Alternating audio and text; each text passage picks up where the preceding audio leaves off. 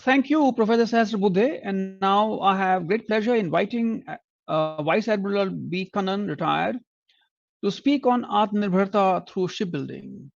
Admiral, you have the floor. Thank you.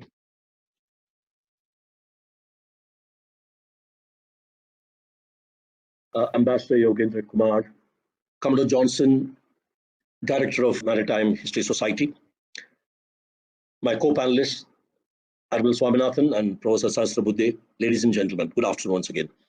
At the outset, let me thank Maritime History Society for giving me this opportunity to speak to you on this glorious occasion of our 75th year of independence celebrations about to commence, as well as on a topic that is so close to my heart. I have prepared a PowerPoint presentation for you, which has been structured as shown in the slide. The next 7 slides give the waypoints of the trajectory of the growth of defense shipbuilding in India, as well as the indigenization efforts put in by the Navy during the period 1950 to 2020. The slides have been prepared decade-wise so that you get a feel of both shipbuilding and indigenization efforts which have gone hand in hand, but mostly controlled by the Indian Navy. And you will get to know, you'll be able to appreciate the chronology, how these events have evolved and how complex they have become as they went from one decade to another. In the end, I would summarize the desirable steps to be taken by Navy to achieve Aatmanirbarta and a suggested roadmap till 2030. To start with, let us see the humble beginnings of 1950s. Naval Headquarters commenced design activities of the first naval ship, INS Darshak, the old version of it, with a team of civilian naval architects at Delhi.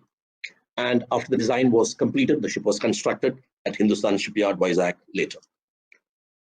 As regards indigenization, Naval Dockyard Bombay formed a technical cell for locally sourcing spares required for the ex-Royal Indian Naval ships and ex-Royal Naval ships, which were handed over to Indian Navy at the time of independence. Next decade is in the 60s. Navy expanded its vision on both these fronts of shipbuilding and indigenization. MDL, which is a private shipyard, was nationalized in 1960 and was awarded the first defense project to build 4 ships of the Leander class on a build-to-print basis. The design came from UK along with all the equipment, but the ship was built in India. But for the balance 3 ships of this first contract, Navy decided to change the weapons and sensors and bought them from an European firm instead of getting from UK. And all the design changes which were required to fit this newly selected weapon systems and sensors was done by Indian designers, and this was a great achievement at that point of time. Apart from that, Navy's focus indigenization drive in the Leander project resulted in a large number of electrical, engineering, propulsion systems being made in the country. And when the project was scaled up to 6 ships, the industry was really enthused to participate in this program and work with the Navy and MDL. Now let us see what happened in the 70s when the Navy was building on its experience of earlier years. The Navy's design team was developing a modification package for the 5th and 6th Leanders to accommodate a bigger and a heavier ASW helicopter. This was achieved with perfectly on time to meet the timelines of the project. The Navy also finalized a 2-organization approach for new projects, where design would be Navy's responsibility and procurement and production would be with the shipyards. This was in contrast to what the sister service, Coast Guard, adopted in 1977. They decided they will rely on the shipyards for both design and construction. Each approach has got its own plus and minus points, and we'll touch upon this towards the end of this discussion. A major success story in 1970s has been Navy's ability to indigenize submarine batteries. They started with Foxtrot class, and they later extended to EKMs and SSKs, and most recently for Scorpion as well. All these have been accomplished by the Indian industry. Let's go to 1980s. In the 80s, it was time for Navy to further imbibe the knowledge. As the design of new progressed at naval headquarters, a fresh challenge emerged: the challenge of interfacing and integrating equipment identified to be procured from diverse countries, different OEMs. But this was promptly overcome by tasking a dedicated group to tackle these challenges in ship design. And this unit, which was performing it, was made permanent, which is called VESI now. And today it is a part of all ship design activities. In this decade, the Navy also invigorated the indigenization drive for weapons, sensors, hydraulic systems, communication sets, machinery, etc. And they succeeded very well. More importantly, Navy allocated resources for indigenization with manpower and trial efforts. And most notable was when INS Himgiri, as a ship, was fully allocated for the trials of sonar APSO, which was developed by DRDO and Bharat Electronics. This sonar was completely evaluated, and after that it went for many upgradation, modification, reconfiguration, and became a standard fit for most of the ships which were fitted with sonars, was done by BEL and DRDO together. The 1980s also witnessed a major activity when MDL commenced submarine construction for the first time in India. They started with the SSKs, which was done under TOT during this decade. Now let's look at 90s, when was the last decade of this 20th century. It pertained to innovations and indigenous solutions, and it was an eventful period with both success and failures. Naval Headquarters activated its Submarine Design Bureau to be very closely linked to the nuclear submarine program, which had picked up by then momentum in the design, indigenization, and even construction. The decade also saw some failures, as I mentioned earlier. Firstly, the shipbuilding projects which were progressing at different public sector units suffered delays, repeated delays, time and cost overruns, which was taunted by many as a PSU syndrome. Perhaps this prompted MOD to open up shipbuilding and ship design to private sector, even though at that time in 90s, the policies did not support a very healthy public-private participation. On the indigenous development front, DRDO's Trishul SAM system, which was shore evaluated at the firing range of INS Dronacharya, Kochi, was declared unfit after 15 missile firings, as it did not meet the specifications required by the Navy for this primary defense system. This failure led to Navy importing SAM systems thereafter for its ships, which continues even today. Now let's look at the first decade of the 21st century, which was marked with synergy and cooperation between the user service and the industry. This decade witnessed a large number of defense vessels being built in private shipyards, most of which were for the Coast Guard after the November 2008 terrorist attack at Mumbai. By 2009, INS Arihant, India's first built nuclear submarine, was launched with an indigenization content higher than many of the frontline ships built to date. It may be appropriate to mention project organizations are more result-oriented with indigenization than a directorate at headquarters. There were two other notable impressive success stories during this period. Firstly, it was about indigenous shipbuilding steel, which was developed by SAIL in 2007, and the initial batch was delivered to Cochin Shipyard for the aircraft carrier project, which many of you know is still in progress. The second pertained to development of underwater cables for submarines, which would support both new construction and refits of submarines in India.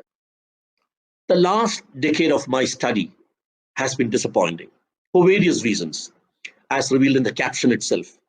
Firstly, many private shipyards closed down due to lack of orders and poor performance, which resulted in reduction of our nation's capacity to build ships. Secondly, high-value projects like aircraft carrier and Scorpene submarines continue to suffer delays, which I'm very hopeful would be holistically analyzed by Navy as well as by MOD, and they would work out the remedial measures from such aspects recurring again in subsequent decades. What are the likely factors that could have affected the speed of execution and therefore the cost as well is the two-organization approach of Navy and the constraint it inherently places on design, construction, concurrency, which is very, very vital for timely completion of projects. But the total scoreboard of the number of ships built in India is very impressive. The country's shipyards have built over 325 ships for Navy and Coast Guard put together in the last 7 decades. The details are as shown in the table. By the end of 2019, when we have already built more than 325 ships, MOD decided to bring major policy changes in their defense procurement document, which promises now a healthy level playing field, and the initial results of which are already visible in the new 2021 contracts. Hopefully, the trend will continue, and further, the adversarial result of time cost overruns experienced in earlier decades will get corrected in due course. There are many factors which cause cost overruns, but in today's discussion, we will focus on lowering cost by increasing indigenous content, especially in case of materials, which typically account for nearly 70% of the cost of the ship. This, in fact, is the thrust area of Aatmanirbar policy. Towards this, user needs to revise its strategy, which I have summarized in the next slide. First, let's not be contented with the present percentage of indigenization. It should be, I think it should be around 50% now, but it could be not definitely the higher value officially declared. Secondly, user must undertake a detailed study of imported items, including by OEMs when they supplied equipment. And they should take a recently completed project. I'm suggesting P15 Bravo, which is completed by MDL, and they should take this, study the entire list. Then they should identify items, units, assemblies, equipment itself for indigenization. And the numbers required in each of these shortlisted items should be arrived at after applying standardization norms, both intra-project as well as inter-projects, because there are many more projects coming.